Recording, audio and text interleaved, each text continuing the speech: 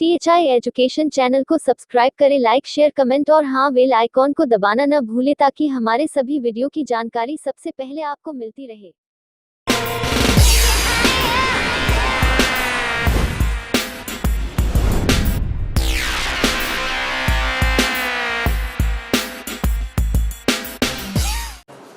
Hello बच्चों, कैसे हैं आप सब। THI एजुकेशन चैनल में आज आपका फिर से स्वागत है। बच्चों, आज की वीडियो हम लेकर आए हैं जो आपके लिए वो किसी क्लास विशेष के लिए नहीं है, वो class 9th 10th 11th 12th और जो कंपटीशन की प्रिपरेशन करना चाह रहे होंगे बच्चे, सबके लिए है ये वीडियो।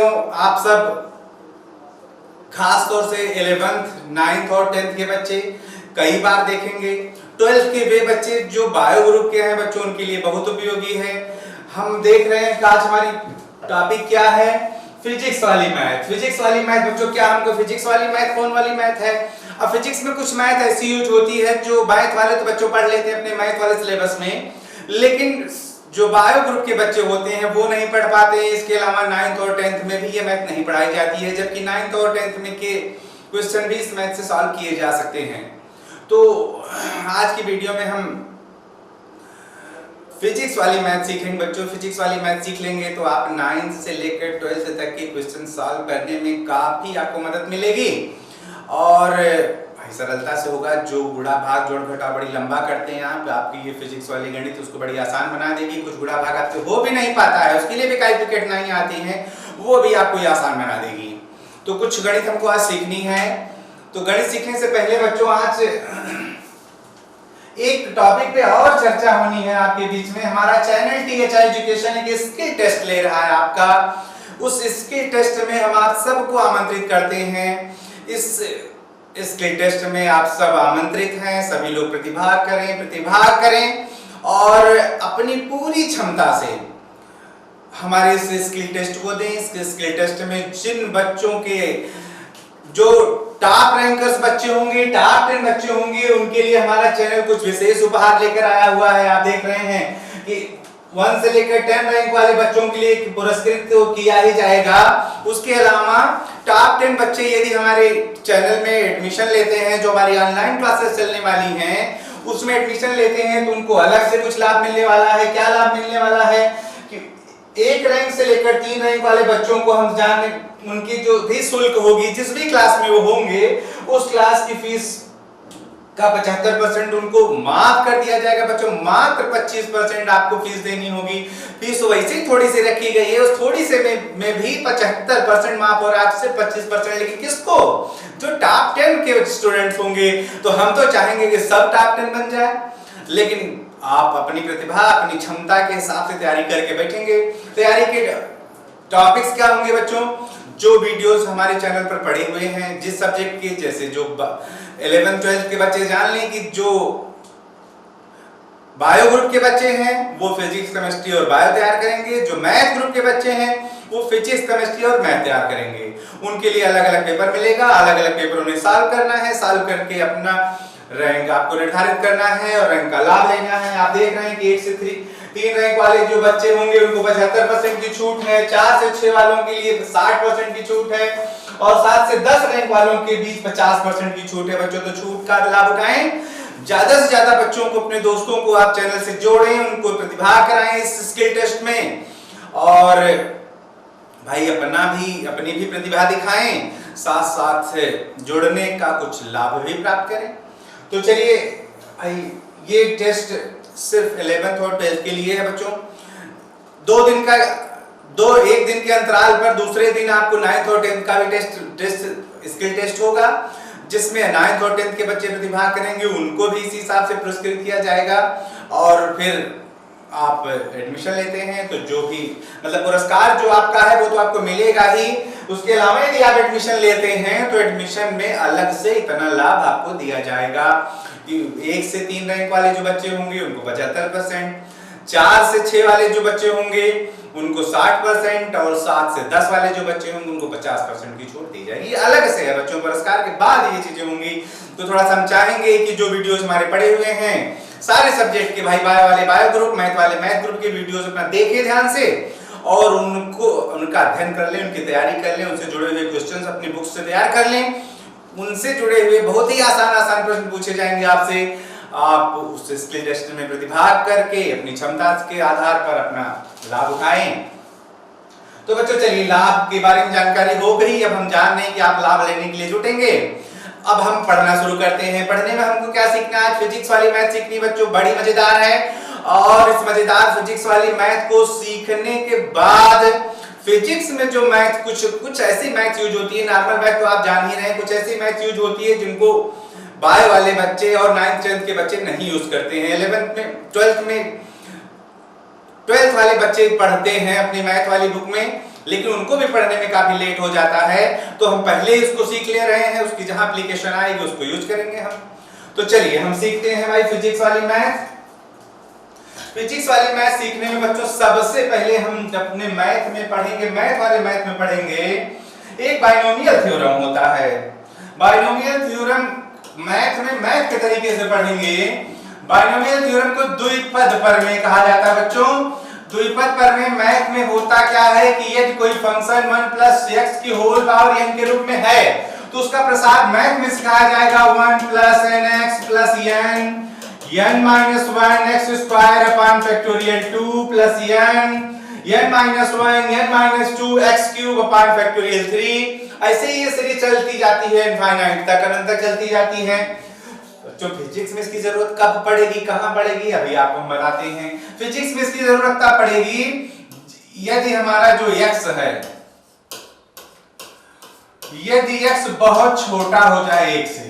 तो फिजिक्स में इस द्विपद प्रमेय का यूज क्या होगा? 1 प्लस, और सुन ले ध्यान से, प्लस है तो प्लस, माइनस है तो minus. 1 plus x plus minus x की होल पावर n है, इसका प्रसार केवल 1 प्लस माइनस nx तक ही होगा। लेकिन कब? जब x बहुत छोटा हो 1 से तब। कहां यूज होगा इसका अभी हम आपको बताते हैं, पहले आप इसको याद कर लें। फिजिक्स में इसकी जरूरत है बच्चों, इसकी जरूरत मैथ में है। मैथ वाली जरूरत मैथ वाले मैथ में पढ़ेंगे। फिजिक्स में यहां जरूरत कब होगी? यदि कोई पद 1 प्लस x की होल पावर n के रूप में है, जहां x बहुत छोटा है 1 से, तो 1 प्लस x की होल पावर n का प्रसार सिर्फ और सिर्फ 1 प्लस माइनस nx याद करना है। याद हो गया? कहां यूज करेंगे हम बताते हैं आपको बच्चों। हम जानते हैं बच्चों, हम आपसे कह दें कि आप 36 का घनमूल निकाल लीजिए। घनमूल निकालना आप जानते हैं, घनमूल का मतलब आप जान रहे हैं कि 36 में 36 की घात 1/3 निकालनी है बच्चों में। अब 36 की घात 1/3 कैसे निकालेंगे? घनमूल, वर्गमूल नहीं, घनमूल। घनमूल कैसे निकालेंगे हम? घनमूल निकालने के लिए हम जो सीखे, क्या सीखे हैं? हम सीखे हैं कि हम उसका गुणनखंड कर लेते हैं। गुणनखंड में हम 3 का जोड़ा पेयर बना लेते हैं और 3 में से एक पेयर ले लेते हैं, वही हम जानते हैं उसका घनमूल हो जाता है। लेकिन हम जान रहे हैं कि 36 का हम 3 वाला जोड़ा नहीं बना पाएंगे। तो 3 वाला जोड़ा नहीं बना पाएंगे तो हम घनमूल 36 का कैसे निकालेंगे? ऐसे कोई भी गिनती आ गई तो उसका घनमूल कैसे निकालेंगे? तो उसके लिए हम द्विपद प्रमेय का सहारा लेंगे। कैसे द्विपद प्रमेय का सहारा लेंगे? हम देखेंगे कि 36 के पास वह कौन सी गिनती है जिसका घनमूल सरलता से निकल सकता है। तो 36 के पास हम जान रहे हैं भाई, देखिए जो भी नंबर आपको मिले, आपको सोचना यही है कि आपको अगर घनमूल निकालना है, वर्गमूल निकालना है, चतुर्थ मूल निकालना है, मतलब पावर 1/2 हो, 1/3 हो, 1/4 हो, तो आप प्रयास ये करेंगे कि जो भी नंबर आपको दिया गया है उस नंबर के आसपास की हम वो गिनती देखेंगे जिसका जो घात दी गई है। जैसे हाफ दिया गया है मतलब वर्गमूल निकल जाए, घन दिया गया है तो घनमूल निकल जाए, चतुर्थ मूल निकल जाए, मतलब आसानी से निकल जाए। जैसे हम 36 जानेंगे बच्चों, हम जान रहे हैं 36 के आसपास कोई ऐसा नंबर बताइए घनमूल निकालना जिसका घनमूल आसानी से निकल जाए। तो हम जान रहे हैं कि 27 है, 27 ही एक सबसे पास, 36 के सबसे पास 27 ही एक ऐसी गिनती है जिसका घनमूल सरलता से निकल सकता है। तो हम करेंगे क्या बच्चों, इसको हम 27 प्लस, अब 27 में कितना जोड़ देंगे 36 हो जाए, हम समझ रहे हैं 9 में बदल देंगे, ये पावर लग गई 1/3। हम जाने का भी कुछ फर्क नहीं पड़ा है, कुछ फर्क नहीं पड़ा है। अब आप यहां से 27 कॉमन ले लीजिए, 27 कॉमन ले लीजिए, 27 कॉमन ले लेंगे बच्चों तो क्या हो जाएगा, हम जान रहे हैं कि यहां से यहां बचा 1, हाँ 27 जब कॉमन लेंगे तो आप जाने 27 की पावर 1/3 माने घनमूल बाहर होगी। यहाँ बचेगा 1, यहाँ हम समझ रहे हैं कि भाई 27 है नहीं तो उसमें से डिवाइड करना पड़ेगा, पावर होगी 1/3। अब 27 का घनमूल आप समझ रहे हैं कि निकल जाएगा 3 हो जाएगा। ये हम समझ रहे हैं कि 9 3 27 हो जाएगा, 1 + 1/3 हो गया, पावर भी 1/3 हो गया। अब बच्चों ध्यान से देखें, अपने द्विपद प्रमेय से मैच कराएं तो हम समझ रहे हैं कि 1 + x की होल पावर n के रूप में है, x की जगह पे 1/3 है और 1/3 हम समझ रहे हैं कि 1 से छोटा है, तो इसका प्रसार कितना हो जाएगा, इसका प्रसार सिर्फ 1 + nx होगा। तो 1 प्लस, अब n की जगह पर आप समझ रहे हैं कि 1/3 है, 1/3 रख दीजिए, x की जगह पर भी 1/3 है तो 1/3 रख दीजिए। आप समझ गए होंगे क्या आने वाला है, 3 हो गया, 1 प्लस, अब 1/3 गुणे 1/3 1/9 हो जाएगा, 1/9 हल कर दीजिए, 9 × 9 = 10 हो जाएगा, हम समझ रहे हैं, ये हो गया 10/9।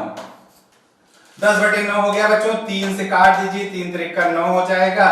अब हम समझ रहे हैं कि 10/3 हो गया है, चाहे पॉइंट में आप डिवाइड करना चाहे डिवाइड कर दें, नहीं तो यही हमारा आंसर हो गया, 10/3 ही हो गया। कोई भी ऐसा नंबर आपको मिल जाए, जैसे हम आपसे और कोई दूसरा नंबर दे दें, हम आपसे कह दें भाई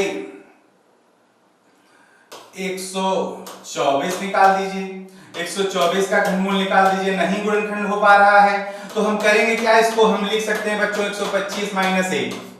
ध्यान यही बस देना है कि हम ऐसे नंबर में चेंज करें जिसका घनमूल निकालना है तो घनमूल, वर्गमूल निकालना है तो वर्गमूल सरलता से निकल जाए। जैसे हम 124 का घनमूल निकालना है तो हम 125 - 1 का घनमूल निकाल दे रहे हैं बच्चों। अब हम समझ रहे हैं कि 125 पूरा कॉमन ले लीजिए, 125 कॉमन लेने का मतलब 125 की घात 1/3 कॉमन होगी, 125 की घात 1/3 कॉमन ले लिए तो यहाँ बचा 1 - 1/125 हो गया, घात लग गई 1/3। 125 का घनमूल ले लेंगे, आप समझ रहे हैं कि 5 का जोड़ा बन जाएगा, 5 × 25 = 125 होता है, ये 5 हो गया केवल। ये हो गया 1 - x की होल पावर n, 1 - x की होल पावर n में x आप देख रहे हैं 1/125 है, 1/125 1 से छोटा होगा, और छोटा होगा तो आप क्या कर देंगे उसको, आप उसको अब 1 - nx तक प्रसार कर दीजिए। nx का मतलब n की जगह हो गया 1/3, x की जगह हो गया 1/25, हम समझ गए भाई कितना आ गया, 5 तो रहेगा ही, 1 - 1/125 या 375। अब आप हल कर लेंगे इसको, 5 तो रहेगा ही, 375 - 1/375 हो जाएगा, हम समझ रहे हैं कितना आ गया, 5 × 3, भाई एक माइनस हो जाएगा, 374 हो जाएगा, 375 हो जाएगा, गुणा भाग करा देंगे, जो आएगा वही आपका आंसर हो गया। ये घनमूल आ गया बच्चों, 5 से थोड़ा सा कम आएगा, थोड़ा सा कम आएगा, जितना कम आएगा बस उसको लगा दीजिएगा। तो द्विपद प्रमेय का हम समझ गए तो आप याद कर लें, पहला फार्मूला आप लिख लें कि यदि कोई भी पद 1 + x की होल पावर n के रूप में है तो उसका प्रसार फिजिक्स में 1 प्लस माइनस प्लस है तो प्लस, माइनस है तो माइनस nx होगा। लेकिन याद रहे एक शर्त है कि x 1 से बहुत छोटा हो, x अगर 1 से बहुत छोटा है तभी आप द्विपद प्रमेय देख लीजिए, समझ लें, मन में बैठा लें कि इसको तभी लगना है जब x 1 से छोटा होगा। फिजिक्स में तभी भी द्विपद प्रमेय की जरूरत पड़ेगी, अन्यथा नहीं पड़ेगी जरूरत। तो आप एक फार्मूला याद कर लिए, एक फार्मूला आपसे याद हो गया तो अब आगे बढ़िए, अब आप सीख गए एक चीज सीख गए, द्विपद प्रमेय सीख गए, बाइनोमियल थ्योरम सीख गए, फिजिक्स में कब बाइनोमियल थ्योरम यूज होना ये सीख गए आप। अब दूसरी गणित हमको सीखनी है बच्चों, बहुत ही इंपॉर्टेंट, अवकल गणित।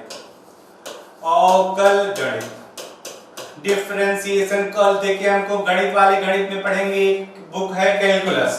कैलकुलस के दो हिस्से हैं, एक अवकल गणित, दूसरी समाकल गणित। अवकल गणित डिफरेंशिएशन होती है, समाकल गणित इंटीग्रेशन होती है। दोनों ही सीखना है, बहुत थोड़ा थोड़ा सा सीखना है। क्या सीखना है थोड़ा सा आप ध्यान दीजिए। अवकल गणित क्या होगा और कब होगा इसको आप समझें। ये ग्राफ है आपके सामने, ग्राफ में हमको मालूम चल गया कि दो बिंदुओं के निर्देशांक मालूम है, इसका निर्देशांक x1 y1 है, इसका निर्देशांक x2 y2 है।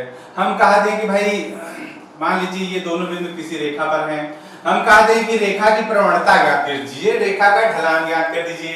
ढलान बच्चों आप जानते हैं tan थीटा होता है, ढलान प्रवणता आप जानते हैं tan थीटा होता है, लेकिन निर्देशांक ज्यामिति में आपको प्रवणता सिखाई गई है y2 माइनस y1 बटे x2 माइनस x1 सिखाई गई है ना? नहीं सिखाई गई है तो याद कर लें कि अगर दो बिंदुओं के निर्देशांक x1 y1 x2 y2 हो तो उस ग्राफ की प्रवणता, उस ग्राफ की जो ढलान होती है वो कितनी होती है? y2 माइनस y1 बटे x2 माइनस x1। अब बच्चों अगर y2 y1 में अंतर बहुत ही थोड़ा सा हो, बहुत ही थोड़ा सा हो, तो हम समझ रहे हैं कि y2 में से y1 घटाएंगे तो लगभग 0 आ जाएगा। अगर बराबर हो तो 0 आ जाएगा। अगर मान लीजिए बहुत थोड़ा सा अंतर है, मतलब ये दोनों बिंदु बहुत पास हैं, तो बहुत ही थोड़ा सा अंतर होगा। यदि बहुत थोड़ा सा अंतर होगा तो हम उस बहुत थोड़े से अंतर को लिख देते हैं dy और इस थोड़े से अंतर को लिख देते हैं dx। यही dy by dx जो है किसी पद y का x के सापेक्ष अवकलन लिखा जाता है, पढ़ा जाता है कि dy upon dx y का x के सापेक्ष अवकल गुणांक है। y का x के सापेक्ष अवकल गुणांक किसका? जो ऊपर है। किसके सापेक्ष? जो नीचे है, उसके सापेक्ष अवकल गुणांक कहलाता है dy by dx। ऐसे ही मान लीजिए, अब चलिए इतनी बात समझ गए तो एक लाइन आप समझ गए कि जो अवकलन है, जो अवकल गुणांक है वो है क्या? वो प्रवणता है एक्चुअली में किसी ग्राफ की। एक बात तो मैंने बैठ गई ना बैठ गई। हम एक लाइन जानेंगे कि अवकल गणित में हम जो भी जानते हैं dy by dx या जो भी लिखते हैं वो किसी ग्राफ की, माने जिनके बीच ग्राफ खींचा होता है उस ग्राफ के किसी हिस्से की प्रवणता होती है। एक बात तो जान के चलिए, छोड़िए उसको और आगे बढ़िए। सपोज करिए कि ये ग्राफ x और y की बजाय किसी दूसरी राशि में खींचा गया होता। जैसे मान लीजिए यहाँ समय होता, यहाँ मान लीजिए दूरी होती, तब हम क्या लिखते इसको? तब लिखते हम इसको, हम समझ रहे हैं कि y की जगह पे दूरी को मान लेते हैं s है और हम समय को मान लेते हैं t है, तो हम इसको लिखते हैं dy upon dt। dy upon dt क्या है बच्चों? छोटा सा विस्थापन है, छोटा सा समय है। विस्थापन बटे दूरी बटे समय है। दूरी मान लो दूरी है, विस्थापन भी है। दूरी बटे समय है, तो दूरी बटे समय है तो क्या है? चाल है। आपको सीखना है कि dy upon dt चाल का तात्कालिक मान होगा। चाल का कौन मान होगा? तात्कालिक। अगर दूरी के बजाय विस्थापन होता, ये विस्थापन होता बच्चों, तो ये चाल की, जब तो चाल था फिर ये वेग बन जाता। वेग भी बराबर आप dy नहीं बच्चों, y नहीं हुआ यस, ds अपॉन dt लिखते आप। वेग हम जानते हैं सदिश राशि है, सदिश राशि है उसमें दिशा भी होती है, बस तीर लगा दिया हमने। मतलब क्या समझे आप? तो एक लाइन तो आप क्या समझे? अवकल माने अवकल गुणांक जो भी होगा वो ग्राफ की प्रवणता है। दूसरी लाइन आप समझ गए कि जो भी, एक लाइन तो आप क्या समझे? अवकल माने अवकल गुणांक जो भी होगा वो ग्राफ की प्रवणता है। दूसरी लाइन आप समझ गए कि जो भी अवकल गुणांक होगा उससे एक भौतिक राशि क्रिएट हो रही है, और भी भौतिक राशि क्रिएट होंगी। ऐसी बात नहीं कि वही क्रिएट हो जाएगी। जैसे मान लीजिए यहाँ t है, यहाँ v है, वेग है, वेग और समय के बीच में ग्राफ है। तो अगर आपसे कहा दिया जाए कि dv अपॉन dt कर दीजिए, तो आप बच्चों समझ गए होंगे वेग परिवर्तन बटे समयांतराल है। अगर 9th से याद है, 11th से याद है तो वेग परिवर्तन बटे समयांतराल त्वरण होता है बच्चों। तो ये त्वरण हो गया, तो ये त्वरण का तात्कालिक मान बताएगा। तो हम क्या सीख पा रहे हैं? हम ये सीख पा रहे हैं कि जो हमारी अवकल गणित है, जो अवकलन है, वो यदि दो राशियों के बीच कुछ संबंध है तो उनसे यदि कोई राशि हमें प्राप्त हो रही है तो उसके तात्कालिक मान को बताएगा। एक बात हम समझ गए कि हाँ ग्राफ की प्रवणता बताएगी। दूसरी बात हम समझ गए कि तात्कालिक मान बताएगा उनके परिवर्तन से प्राप्त होने वाले तीसरी राशि की, जिन दो राशियों के बीच में ग्राफ होगा उनसे। बात क्लियर हुई? दो बातें आप क्लियर कर लिए। अब एक और बात मन में क्लियर कर लें कि इसकी जरूरत कहां पड़ेगी। इसकी जरूरत बच्चों वहां पड़ेगी जहां ऊपर वाली राशि नीचे वाली राशि के सापेक्ष बदल रही हो। कहां जरूरत पड़ेगी? जहां ऊपर वाली राशि नीचे वाली राशि के सापेक्ष बदल रही हो, मतलब ऊपर वाला चर हो, नीचे वाले के सापेक्ष उसका मान लगातार बदल रहा हो, वेरिएबल हो ऊपर वाला, नीचे वाले के हिसाब से उसका मान बदल रहा हो, तब इसकी जरूरत पड़ेगी। और उनके परिवर्तन से जो भी नई राशि प्राप्त होगी हमें उसका तात्कालिक मान प्राप्त होगा। तो तीन बातें आपको याद हो जाए। क्या तीन बातें याद हो जाए? तो पहली बात, तो जो अवकल गुणांक होगा या जो अवकलन होता है वो किसी भी दो राशियों के जिनके बीच का अवकल गुणांक लिखा हुआ है वो उनके बीच खींचे गए ग्राफ की प्रवणता बताएगी। उन दोनों राशियों के बीच खींचे गए ग्राफ की प्रवणता बताएगी। दूसरी बात आप सीख गए कि उन दोनों राशियों के परिवर्तन से यदि कोई तीसरी राशि प्राप्त होती है तो उसके तात्कालिक मान को बताएगी। और तीसरी राशि आप समझ गए कि ये तब यूज होगा जब पहली वाली राशि जो ऊपर है वो दूसरे वाले के हिसाब से बदल रही होगी तभी आप इसका इस्तेमाल करेंगे, अन्यथा अवकल गणित का इस्तेमाल नहीं करना है। मतलब अगर नियतांकों की तो वैल्यू सूत्र यहाँ चाहिए बच्चों, भी सीखेंगे हम रोज सीखेंगे, वहां जान जाएंगे। तो हम तीन बातें सीखे, तीनों बातों के अलावा अब हम जान लें कि अब हम तो जान ही गए कि हाँ त्वरण निकालना है तो dv/dt कर लेंगे, हमको वेग निकालना है तो ds/dt कर लेंगे। तो ds/dt को इसको क्या कहेंगे, ये वेग का समय के सापेक्ष अवकल गुणांक है, ये विस्थापन का समय के सापेक्ष अवकल गुणांक कहा जाएगा। मतलब जो ऊपर है उसका, जो नीचे है उसके सापेक्ष अवकल गुणांक कहा जाएगा। अवकल गुणांक उन दोनों के बीच खींचे गए ग्राफ की प्रवणता होगी। उसके अलावा आप ध्यान रखेंगे कि जो अवकल गुणांक होगा वो दोनों राशियों के परिवर्तन से एक अन्य राशि प्राप्त होगी, उसके तात्कालिक मान को बताएगा। और तीसरी लाइन आपके मन में याद हो गई कि दोनों के मतलब जब ये अवकल गणित तब यूज की जाएगी जब ऊपर वाली राशि नीचे वाली राशि के सापेक्ष बदल रही होगी, चर होगी, वेरिएबल होगी, तभी आप इसका प्रयोग करेंगे। तो अवकल गणित हमको सीखनी है। अवकल गणित कब जरूरत पड़ने वाली थी हम आप सीख गए हैं। अब अवकल गणित के कुछ रूल्स याद करने हैं हमको बच्चों, कुछ रूल्स याद कर लेंगे, उस रूल्स के हिसाब से जो परिवर्तन हो रहा होगा उसको आप हर साल करेंगे। कुछ रूल्स याद करिए। जैसे पहला रूल्स याद करने के साथ साथ लिखेंगे भी। अगर मान लीजिए हमको d/dx जैसे y हमें मान लीजिए कोई मिल गया कुछ इस तरीके से x⁴n के रूप में है, तो हम समझ गए कि भाई अब dy/dx को हम लिख रहे हैं d/dx x⁴n। तो इसका फार्मूला सीधा आपको याद कर लेना है, रट लेना है। इसका फार्मूला आप याद करेंगे n और x⁴n-1। कुछ ध्यान से देख रहे हो तो आप समझ पा रहे होंगे कि नीचे x है, ऊपर भी x है। हमने कहा था कि ऊपर वाला नीचे वाले के हिसाब से बदल रहा हो, उसी रूप में बदल रहा होगा तभी ये यूज किया जाएगा, अदरवाइज कांस्टेंट होगा, नियतांक होगा। नियतांक के बारे में बताते हैं। दूसरा रूल्स नियतांक के लिए भी याद किया जाता है बच्चों, d/dx मान लीजिए किसी कांस्टेंट का हो गया, जहां c आप समझे कांस्टेंट है तो आप समझे उसका अवकलन शून्य होगा, जहां c नियतांक है।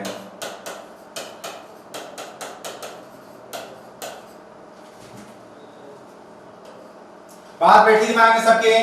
पहला रूल याद कर लिए भाई d/dx x⁴n के रूप में है तो उसका प्रसार कुछ इस तरीके से होगा। कैसे होगा देखिए, जैसे मान लीजिए आपको हम कहा दें x⁵ है, y बराबर अवकलन कर दीजिए, तो dy/dx बराबर हम लिखेंगे क्या, d/dx x⁵। अब आप समझ गए होंगे 5 को आगे आना है बच्चों, और x की घात कितनी होनी है 5 - 1, तो कितना हो गया 5x⁴।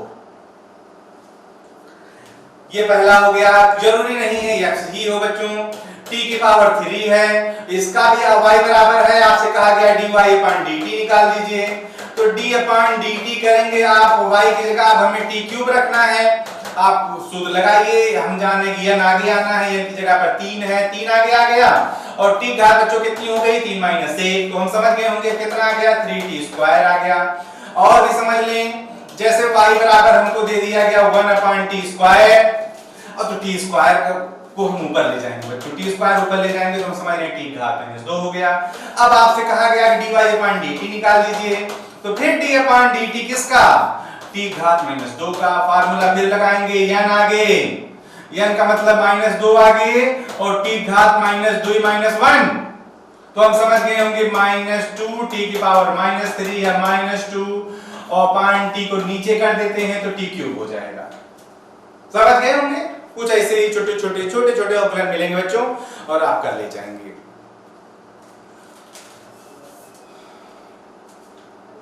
चलिए तो हम अब दूसरा चलते हैं। दूसरा जो हम पढ़े भाई कांस्टेंट है।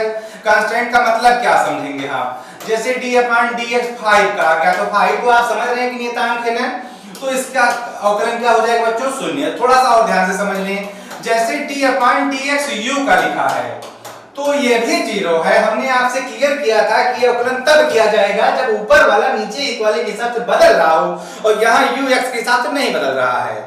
मतलब ऊपर भी वही पद होना चाहिए जो नीचे पद है, उसी रूप में होगा तो आप पढ़ेंगे, तो उसका अवकलन होगा, फार्मूला लगेगा। अदरवाइज उसको कांस्टेंट समझना है, कांस्टेंट का अवकलन शून्य होगा, अकेला कांस्टेंट है तो। दो रूल्स क्लियर। रूल्स नंबर 3 पे चलते हैं। रूल्स नंबर 3 पे चलते हैं।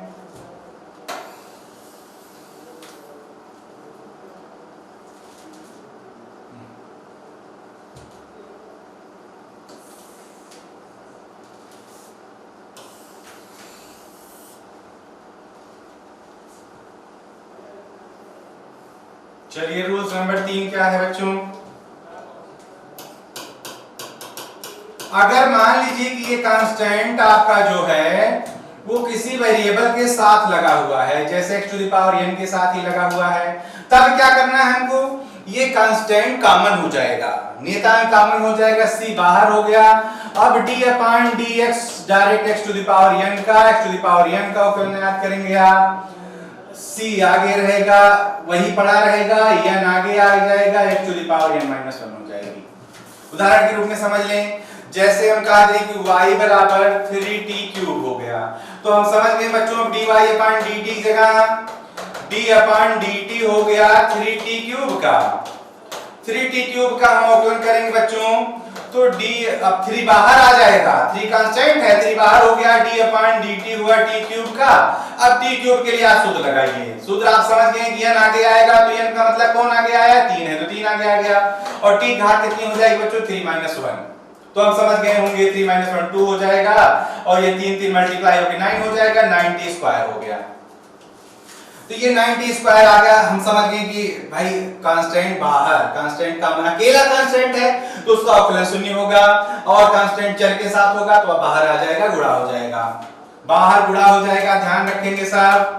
अब हमको अगला सूत्र याद करना है बच्चों, d upon d theta sin theta लिख रहे हैं। थोड़ा सा ध्यान से देखें, नीचे में हमने थीटा लिखा, ऊपर भी थीटा हमने लिख दिया, तो आप समझ गए होंगे कि इसका मतलब ऊपर वाला नीचे के हिसाब से बदल रहा है, बदल रहा है। तो फार्मूला याद कर लीजिए, sin थीटा का अवकलन cos थीटा होगा बच्चों। चलिए रूल्स अगला हमको याद करना है, d upon d theta cos theta, cos theta का बच्चों माइनस sin थीटा। चलिए रूल्स अगला, अगर हमें मान लीजिए अवकलन करना पड़ा log x का, log x का अवकलन बच्चों 1 अपान x होता है। याद कर लें सब लोग, log x का अवकलन क्या होगा? 1 अपान x।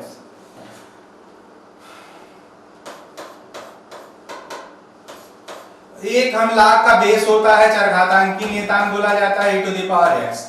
e to the power x का अवकलन बच्चों e to the power x ही होगा। लेकिन ध्यान रहे आपका कि यदि चर x है, x के साथ कोई कांस्टेंट लगा है तो अवकलन में कांस्टेंट से गुणा हो जाएगा। जैसे एग्जांपल बताते हैं, हम आपको एग्जांपल बताते हैं।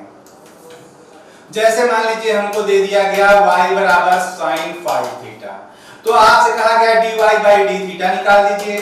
तो sin 5 थीटा का बच्चों आप जान गए हैं cos 5 थीटा हो जाएगा, लेकिन 5 कांस्टेंट है तो 5 मल्टीप्लाई भी हो जाएगा, या 5 यहां भी रहेगा, 5 से मल्टीप्लाई भी हो जाएगा। अगर आपको y बराबर दे दिया गया 3 cos 2 थीटा, तो बच्चों देखिए ये 3 भी कांस्टेंट है, ये 2 भी कांस्टेंट है, ये 3 कॉमन होगा, ये 2 मल्टीप्लाई होगा। याद कर लें, गणित में गणित के तरीके से सिखाया जाएगा। अब हमसे कहा जाए dy बाई डी थीटा निकालिए, तो d अपॉन d थीटा आप निकालेंगे 3 cos 2 थीटा का। अब 3 cos 2 थीटा में 3 बाहर होगा बच्चों, अब d अपॉन d थीटा जब cos 2 थीटा का करेंगे तो cos 2 थीटा का माइनस sin 2 थीटा हो जाएगा, और sin 2 थीटा वाला जो cos 2 थीटा वाला जो 2 है उससे भी मल्टीप्लाई हो जाएगा, तो ये आ जाएगा माइनस में 6 sin 2 थीटा।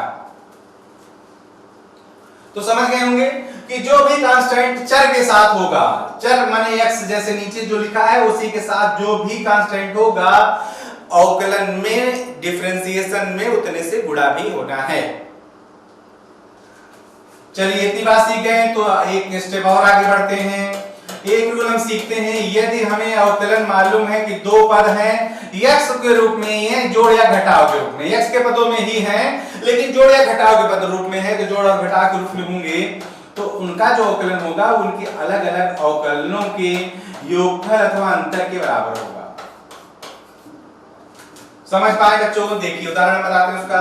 जैसे मान लीजिए y बराबर आपको दे दिया गया x³ + 3x² + 5, 2 3 4 चाहे जितने पद होंगे आप जान लेंगे कि जो अवकलन होगा वो सारे अवकलनों के योगफल के बराबर होगा।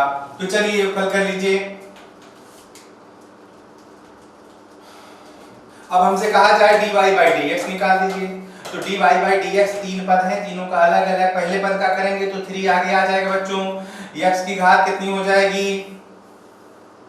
x की घात हम समझ रहे हैं 3 - 2 हो जाएगी, प्लस इसमें 3 तो बाहर ही रहेगा, 2 आगे आएगा, 2 आगे आ गया, x की घात 2 - 1 हो जाएगी। 5 बच्चों कांस्टेंट है, नियतांक है, अकेला है, उसके साथ कोई चर नहीं है, तो आप समझ रहे हैं उसका अवकलन क्या होना है? 0। तो ये हम समझ गए कितना हो गया? 3x² + 6x। यही हमारा आंसर हो गया। समझ गए होंगे?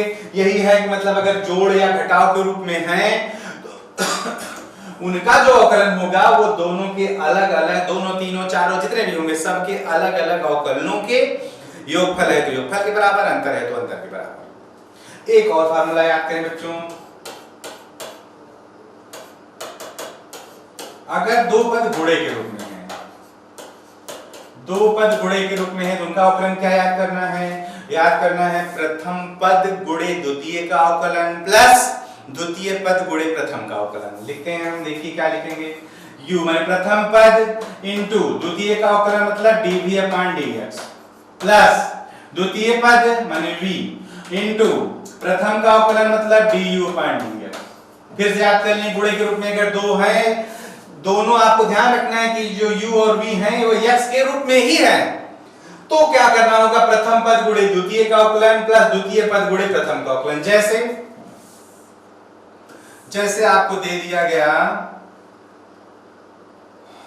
x²e⁻x, ये गुणे के रूप में हो गया। y बराबर आपसे कहा दिया गया भैया dy/dx निकाल दो, तो अब आप गुणे के रूप में है तो प्रथम पद पहले लिख दीजिए, फिर d/dx दूसरे वाले पद का, दूसरे वाले पद माने e⁻x का।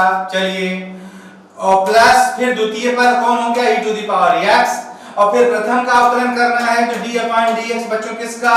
x² का। अब समझिए ये x² हो गया, e⁻x का अवकलन e⁻x ही होता है, शुद्ध पढ़ चुके हैं आप। अब प्लस e⁻x और यहाँ x की घात 2 x⁻n वाला सूत्र लगाएंगे तो n आगे आ जाएगा बच्चों, 2 आगे आ गया और x की घात हो जाएगा 2 - 1। तो हम क्या जान गए, क्या आ गया? x² e⁻x प्लस e⁻2 और e⁻x into x। अब जो कॉमन होगा कॉमन कर लेंगे। आप समझ रहे होंगे कि x और e⁻x कॉमन है, यहाँ बचेगा x, यहाँ बचेगा 2। यही हमारा आंसर हो जाएगा। तो गुणे के रूप में फिर से याद कर ले बच्चों, गुणे के रूप में क्या करना है हमको? प्रथम पद गुणे द्वितीय का अवकलन प्लस द्वितीय पद गुणे प्रथम का अवकलन। थोड़ा सा सारे फार्मूलों को एक बार फिर से रट लें, लिख लें, याद कर लें। सबकी जरूरत पूरी फिजिक्स में पड़ती रहेगी लगातार। कहां पड़ेगी अभी आप न्यूमेरिकल्स देखेंगे तो आप समझ जाएंगे। सबसे पहला फार्मूला हम क्या याद किए बच्चों? पहला फार्मूला याद किए कि x⁻n का सबसे इंपॉर्टेंट है, सबसे ज्यादा जरूरत इसकी पड़ेगी। क्या याद किए? n x⁻n-1। ध्यान क्या रखना है कि ऊपर वाला पद नीचे वाले पद के रूप में ही होना चाहिए। दूसरा हमने याद किया कि यदि किसी कांस्टेंट का अवकलन है तो वो 0 होगा। तीसरा याद किया कि यदि चर के साथ कांस्टेंट है तो कांस्टेंट कॉमन हो जाएगा, बाहर आ जाएगा, चर का अवकलन अपने फार्मूले से आप कर लेंगे। तीसरा हम फिर याद के लिए sin थीटा का जो अवकलन होगा वो cos थीटा, cos थीटा का जो अवकलन होगा वो -sin थीटा, log x का अवकलन हमें याद किए 1/x, e⁻x का अवकलन e⁻x ही होता है। और अगर दो पद जोड़ या घटाव के रूप में है तो उनका अवकलन दोनों के अलग अलग अवकलनों के योगफल होगा तो योगफल के बराबर, अंतर होगा तो अंतर के बराबर। गुणे के रूप में है तो थोड़ा सा ज्यादा ध्यान रखना है, प्रथम पद गुणे द्वितीय का अवकलन प्लस द्वितीय पद गुणे प्रथम का अवकलन। याद हुआ? यदि दो पद गुणे के रूप में उनका अवकलन करना है तो क्या फार्मूला याद करना है? प्रथम पद गुणे द्वितीय का अवकलन प्लस द्वितीय पद गुणे प्रथम का अवकलन। अवकलन के ढेर सारे सूत्र मैथ में पढ़ाए जाएंगे बच्चों, लेकिन फिजिक्स में इससे ज्यादा जरूरत नहीं पड़ेगी। इससे ज़्यादा जरूरत नहीं पड़ेगी, तो क्या जरूरत है इससे ज़्यादा याद करने की। बायो वाले बच्चे एकदम रट जाएंगे, मैथ वालों को तो अपने आप रटा जाएगा। जब मैथ के क्वेश्चन सॉल्व करेंगे तो उनको ये सब फार्मूले अपने आप याद रहेंगे। फिर भी आज अगर नहीं आप पढ़े हुए हैं, कैलकुलस नहीं पढ़े हुए हैं, तो आज याद कर लें आप इस वीडियो इस चैनल के माध्यम से और अपनी आगे की तैयारी को मजबूत करें। तो ये हमारी अवकल गणित थी बच्चों। अवकल गणित में हमको सीख लिया। अब हम बढ़ते हैं आगे बढ़ते हैं। तो हमको आगे बढ़ने में क्या सीखना है? हमको बच्चों सीखना है समाकल गणित। समाकल गणित इंटीग्रेशन होता है, समाकलन हमको सीखना है। शॉर्ट में समाकलन कहा जाता है, अंग्रेजी में इंटीग्रेशन कहा जाता है इसको। समाकलन बच्चों करेंगे भी, आप सीखेंगे। ये समाकलन का निशान है भाई। गणित में गणित पढ़ाया जाएगा, समाकलन का गणित के तरीके से सीखिएगा। फिजिक्स में ये समाकलन का निशान है। ये बच्चों जानते हैं वास्तव में समेशन के यश को बिगाड़ा गया है। समेशन का अर्थ अगर आप समझते हो तो जान रहे हैं कि समेशन का अर्थ होता है जोड़, योग। समाकलन के बच्चों योग ही बताता है। किसका योग बताता है? ऐसी राशियों का योग बताता है जिनका मान निश्चित अंतरालों पर बदल रहा हो। किसका योग बताएगा? ऐसी राशियों का योग बताएगा जिनका मान निश्चित अंतरालों पर बदल रहा हो। याद हुआ? गणित में गणित पढ़िएगा, लेकिन यहां फिजिक्स में समाकलन का निशान ही क्या बता रहा है? जोड़, योग। किसका योग? ऐसी राशियों का योग जिनका मान निश्चित अंतरालों पर क्या हो रहा हो? बदल रहा हो, थोड़ा थोड़ा करके बदल रहा हो। तो समाकलन हमको योग सिखाएगा बच्चों। किसका योग? बस ये आप समझिएगा। कहां लगाएंगे समाकलन में? अब जब आपको ये पता चलता रहे कि जहां योग करना है उसका, जिसका योग करना है उसका मान छोटे छोटे अंतरालों पर बदल रहा हो, कहां पता लगाएंगे? ये सब कहां पता लग पाएगा? जैसे आपसे कोई कह दे कि एक पिंड है, उसको पृथ्वी के समीप लाना है, तो बच्चों जैसे जैसे कोई पिंड पृथ्वी के पास आएगा वैसे वैसे उसके बीच की दूरी कम हो जाएगी। अगर आपको न्यूटन का गुरुत्वाकर्षण नियम याद हो तो आप जानते थे कि गुरुत्वाकर्षण बल दूरी के वर्ग के व्युत्क्रमानुपाती होता था। तो भाई गुरुत्वाकर्षण बल अगर दूरी के वर्ग के व्युत्क्रमानुपाती होता था तो जैसे जैसे करीब आएगा वैसे वैसे बल क्या होगा? बढ़ता जाएगा। भाई छोटे छोटे अंतरालों पर हम समझ रहे हैं कि एक निश्चित रेशियो में बढ़ता जाएगा। अब आपसे कोई कह दे कि अनंत से किसी स्थान तक लाने में किया गया कार्य ज्ञात कर दीजिए, तो आप अनंत से लेकर जहां लाना है वहां तक की दूरियों को क्या करेंगे? छोटे छोटे भागों में बांटेंगे। हर छोटे भाग में कार्य ज्ञात करने के लिए बल गुणे विस्थापन लगाएंगे। बल गुणे विस्थापन लगाएंगे बच्चों। यहां से लेकर अनंत तक अगर आप छोटे छोटे भागों में बांटे तो अनंत तक बांटते बांटते आपकी बुढ़ौती आ जाएगी और फिर बांट नहीं पाएंगे आप। और बांट नहीं पाएंगे तो फिर आप अलग अलग कार्य नहीं ज्ञात कर पाएंगे। कार्य नहीं ज्ञात कर पाएंगे तो आप समझ रहे हैं कि भाई आगे कठिनाई बढ़ जाएगी। तो समाकलन क्या करेगा बच्चों? समाकलन एक स्टेप में ही सबको जोड़ देगा। आपको अलग अलग बांटने की कोई आवश्यकता नहीं पड़ेगी। कैसे जोड़ देगा? उसके लिए कुछ रूल्स आपको याद करने पड़ेंगे। जो रूल्स आप याद करेंगे उसी रूल्स से आप जोड़ देंगे तो आप देखेंगे कि फाइनल रिजल्ट उतना ही आएगा। रूल्स प्रैक्टिकली आप छोटी छोटी दूरियों के लिए कर लेंगे। जब छोटी दूरियों के लिए सत्य होगा तो अनंत के लिए भी सत्य होगा। अभी आप देखेंगे कुछ रूल्स याद करेंगे। तो सबसे पहले तो समाकलन का मतलब समझ गए आप। समाकलन का मतलब योग होता है ऐसी राशियों का योग जिनका मान निश्चित अंतरालों पर बदल रहा हो। क्लियर? और दूसरी लाइन चलिए। दूसरी, ये तो पहली लाइन याद होगी। दूसरी लाइन बच्चों समाकलन अवकलन का जस्ट उल्टा है। जस्ट उल्टा मतलब क्या? जस्ट उल्टा मतलब यदि एक राशि का अवकलन करने पर हमको दूसरी राशि मिली हुई है तो दूसरी राशि का समाकलन कर देंगे तो पहले मिल जाएगी। क्लियर?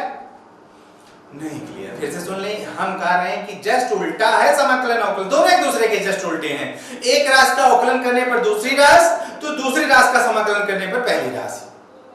उसका उल्टा भी, एक राशि का समाकलन करने पर अगर दूसरी राशि, तो दूसरी राशि का अवकलन करने पर पहली राशि मिल जाएगी। तो अवकलन समाकलन में इतनी बात आप सीख गए। समाकलन का निशान तो आप सीख गए। कहां से निशान ऐसे लगेगा? जिसका भी समाकलन करना होगा वो तो बता दिया जाएगा आपको। किसके सापेक्ष करना था अवकलन में क्या करते थे? आप नीचे लिखते थे, समाकलन में वो ऊपर लिखा जाएगा। जैसे समाकलन लिख दिया गया y का करना है किसके सापेक्ष? x के। कैसे समझेंगे किसके सापेक्ष करना है? जिसके सापेक्ष करना बच्चों उसके साथ d लग जाएगा। जैसे यही समाकलन y d थीटा लिख दिया जाए तो आप समझ जाएंगे कि y का समाकलन थीटा के सापेक्ष होना है। y का समाकलन थीटा के सापेक्ष। जैसे यहां समझते थे भाई आप dy अपॉन dx लिख देते थे तो आप जानते थे कि ऊपर वाले दोनों का समाकलन अवकलन किसके सापेक्ष करना था, x के। वही काम इसका कोई रोल ला रहा था, कहीं कोई रोल नहीं इसका आ रहा था, सिर्फ यही बताने के लिए था कि x के सापेक्ष अवकलन होना है। यहां जो d के साथ लगेगा यही बताएगा किसके सापेक्ष समाकलन होना है। तो इतनी बात अगर आपके मन में बैठ गई है कि अवकलन समाकलन का दोनों एक दूसरे के जस्ट उल्टे हैं, अवकलन सीख गए हैं, तो समाकलन क्या होगा? समाकलन बच्चों जोड़ होता है। फिजिक्स में समाकलन मतलब जोड़, जहां जोड़ने की जरूरत पड़ेगी वहीं समाकलन किया जाएगा। तो बस कहां करेंगे? वहां जोड़ने के लिए इसका उपयोग करेंगे जहां कोई मालूम चल जाए कि जिसको जोड़ना है छोटे छोटे अंतराल में उसका मान बदल रहा होगा, तो ये जोड़ देगा, तुरंत जोड़ देगा। जो रूल से आपके होंगे उस रूल से तुरंत जोड़ देगा। और समाकलन में एक निश्चित समाकलन आपको सिखाया जाएगा। निश्चित समाकलन का मतलब होता है जहां से और जहां तक जोड़ने के लिए कहा जाएगा, जहां से कहा जाएगा वो समाकलन की निम्नतम सीमा बनती है, लोअर लिमिट बोला जाता है। जहां तक कहा जाएगा वो समाकलन की उच्चतम सीमा होती है, अपर लिमिट बोला जाता है उसको। जिसको भी जोड़ना है आपको मन में बैठ जाए, जहां से जोड़ना है वो लोअर लिमिट, जहां तक जोड़ना है वो अपर लिमिट। तो चलिए इतनी बात सीख गए हैं, तो समाकलन के भी कुछ रूल्स याद करते हैं। वही रूल्स सब याद करने हैं। जैसे पहला रूल हमको याद करना है समाकलन x to the power n dx। अब dx आगे लिखा जाएगा बच्चों। अब समाकलन x to the power n हम सीख जाएं तो इसका फार्मूला हमें याद करना है x to the power n plus 1 बटे n प्लस 1। याद होगा सबको? चलिए दूसरा फार्मूला हमें याद करना है समाकलन कांस्टेंट का। कांस्टेंट का समाकलन बच्चों याद करने का हम भाई गणित में गणित के तरीके सिखाया जाएगा। यहां हम क्या सिखा रहे हैं? कांस्टेंट कॉमन ले लीजिए। जैसे अवकलन में कॉमन लेते थे, c कॉमन हो गया। अब बचा dx। हम जाने कि यहां कुछ नहीं बचा तो एक बचा। एक का समाकलन आप याद कर लीजिए कि एक का समाकलन जिस भौतिक राशि के सापेक्ष होगा वो आएगा। x के सापेक्ष x आएगा, p के सापेक्ष होगा p आएगा, m के सापेक्ष होगा m आएगा, थीटा के सापेक्ष होगा तो थीटा आएगा। तो बच्चों क्या आ गया? एक का समाकलन x के सापेक्ष आ गया तो c तो बाहर है, ये है, x आ जाएगा। याद हो गया? हम लिख दे रहे हैं समाकलन अगर एक का निकालना पड़ा आपको, किसी के भी सापेक्ष निकालना पड़ा तो वही राशि आ जाएगी। थीटा के सापेक्ष थीटा, x के सापेक्ष x, p के सापेक्ष p।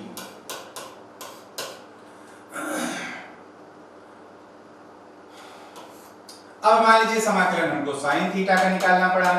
Sine theta D theta तो याद कर लें माइनस कास थीटा, जस्ट उल्टा है। किसी को भी आप चाहेंगे निकाल के भी देख लेंगे। साइन थीटा का समाकलन माइनस कास थीटा बच्चों, तो कास थीटा का समाकलन क्या हो जाएगा? आप बता देंगे, बहुत तेजी से बता देंगे। कितना हो जाएगा? साइन थीटा हो जाएगा। चलिए आगे बढ़ते हैं। समाकलन अगर हमसे कहा दिया जाए 1/x का बता दीजिए, तो अभी आप सीखे थे कि log x का अवकलन 1/x आया था, तो 1/x का समाकलन कितना आ जाएगा बच्चों? log x आ जाएगा।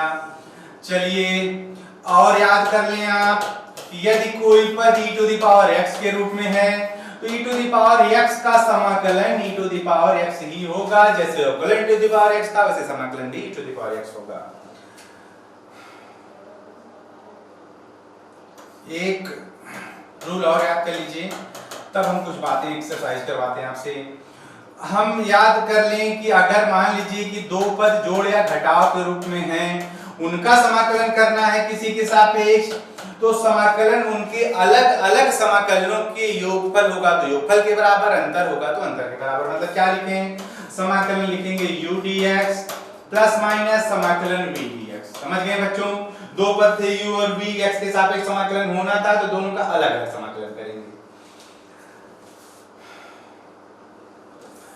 आइए फिर से लौट गए। हमने कहा था कि हर समाकलन की एक लिमिट होती है। जहां भाई समाकलन जोड़ है, जहां से जहां तक कहा जाएगा, जहां से कहा जाएगा उसको लोअर लिमिट और जहां तक कहा जाएगा उसको अपर लिमिट कहा जाएगा। जैसे एक एग्जांपल में हम आपको बताते हैं, एक एग्जांपल में बताते हैं हम उसको। जैसे मान लीजिए समाकलन आपको करना पड़ा x टू द पावर मान लीजिए 2 है, कहां से कहां तक, x1 से लेकर x2 तक, जहां x1 x2 बच्चों गिनती होगी आपको दिया जाएगा किसके सापेक्ष, x की। फिर से क्लियर हो ले, जैसे अवकलन में आप समझे थे कि d जिसके साथ लगा था, जिसका भी अवकलन या समाकलन होना है उसी रूप में उसको होना चाहिए। अगर उसी रूप में है तो वो चर है और उसके लिए फार्मूला यूज होगा, और यदि उसके अलावा किसी रूप में है तो कांस्टेंट है, उसके लिए फार्मूला यूज नहीं होगा।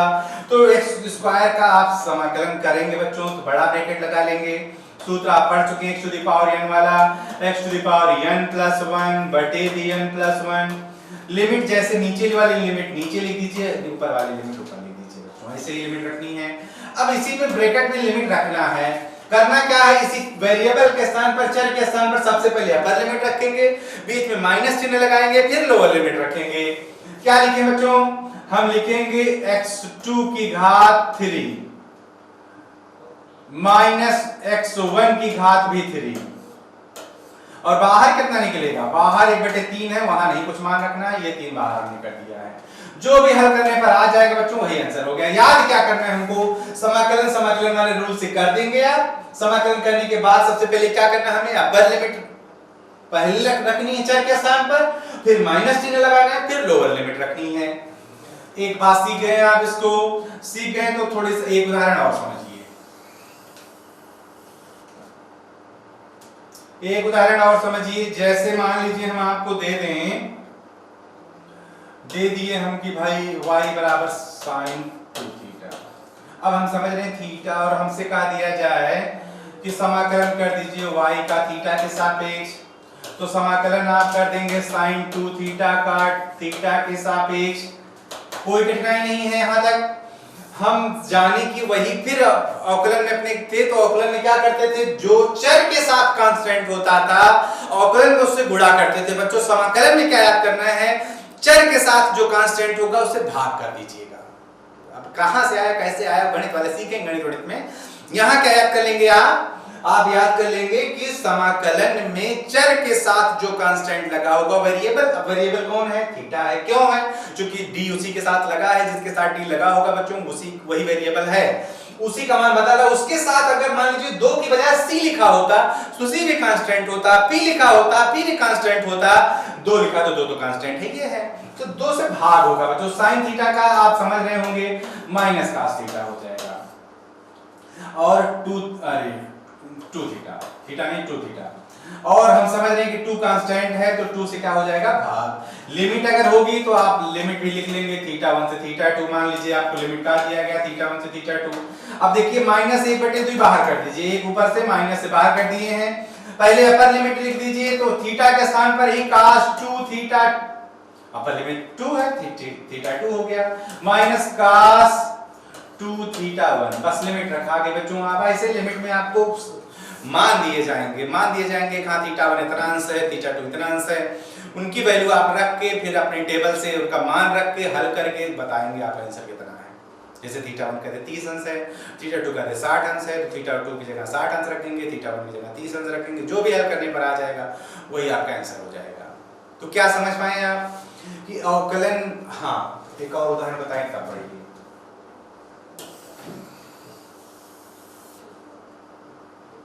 एक उदाहरण आप मान लीजिए कि आपको दे दिया गया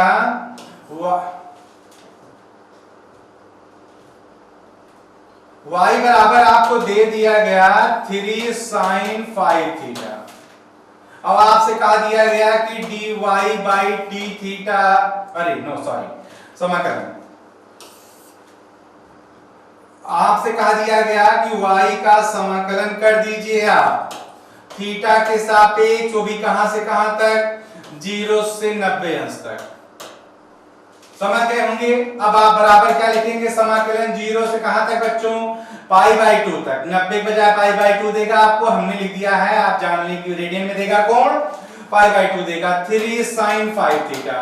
अब आप थोड़ा सा क्लियर हो लें, ये कांस्टेंट कॉमन है, ये चर के साथ नहीं लगा हुआ है, चर को प्रभावित नहीं करेगा। ये जो चर को प्रभावित करने वाला होगा कांस्टेंट, उससे अवकलन में गुणा किया जाएगा, समाकलन में भाग किया जाएगा। तो 3 को एकदम कॉमन करेंगे आप, 3 एकदम कॉमन। अब बचा sin 5 थीटा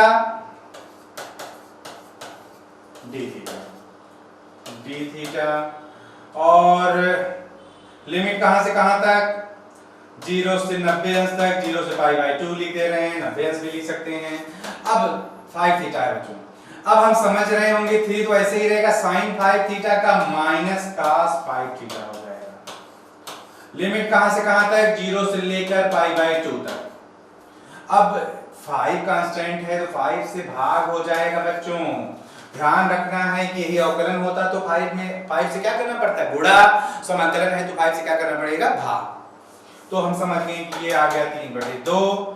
अब लिमिट रख दीजिए, पहले अपर लिमिट, थीटा की जगह पर पहले अपर लिमिट, तो क्या हो जाएगा, माइनस cos 5 π/2 माइनस cos 0। अब cos 5 π/2 और cos 0 का मान आप निकालेंगे अपनी त्रिकोणमिति से। त्रिकोणमिति भी आपको सिखाई जाएगी थोड़ी बहुत, और नहीं तो आप हाई स्कूल की जो भी त्रिकोणमिति है उसको आप रिवाइज कर लेंगे, आपको त्रिकोणमिति भी सिखाई जाएगी। आज लेकिन आप सिर्फ और सिर्फ द्विपद प्रमेय, अवकल गणित, समाकल गणित, जो आपको अलग से नहीं सिखाया जाएगा किसी भी कहीं भी। त्रिकोणमिति पूरी सिखाई जाएगी 9th 10th मिलाकर, तो त्रिकोणमिति के सारे फार्मूले आपको अपने यहाँ पे याद रहेंगे, जो नहीं आएगा वो आपको उसी समय तत्काल बता दिया जाएगा।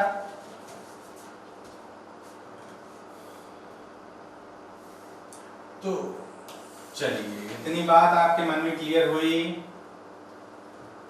इतनी बात क्लियर हो गई कि अवकलन का समाकलन कब होना है, कैसे होना है। अवकलन समाकलन बायोलॉजी वाले बच्चों के लिए, तो बायो ग्रुप वाले बच्चों के लिए तो आप समझ लें कि रटे रहेंगे एकदम से अच्छे से। इस वीडियो को 2 बार 4 बार देखकर उससे जुड़े हुए क्वेश्चन लगाएंगे। कहीं कठिनाई महसूस हो, जहां भी कठिनाई महसूस होगी, सबका उदाहरण हमने बताया है। जो भी कठिनाई जहां महसूस होगी, लिमिट रखना या मान रखना, तो आप रख लेंगे।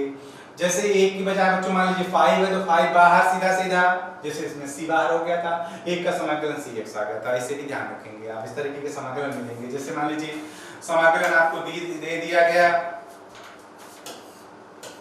x + 5 का, x के सापेक्ष लिमिट बता दी गई 0 से 3।